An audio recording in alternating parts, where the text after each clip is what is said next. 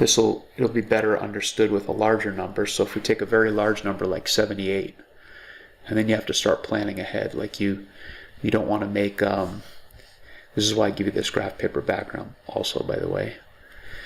You might need quite a few digits, so give yourself some space. 2 to the 0 is the ones place. 2 to the first power is the twos place. 2 to the second power is the fours place.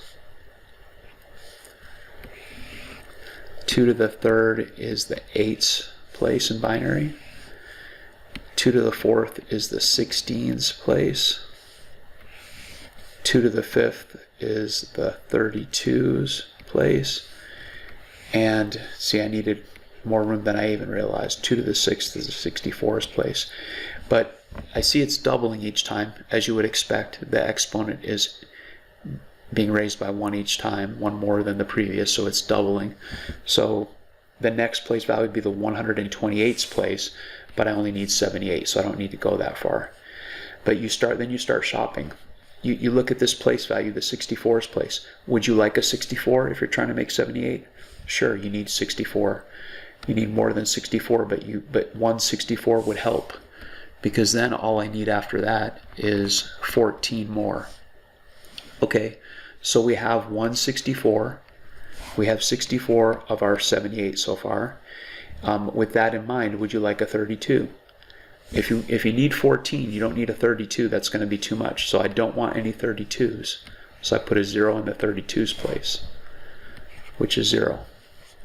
Do you want a 16?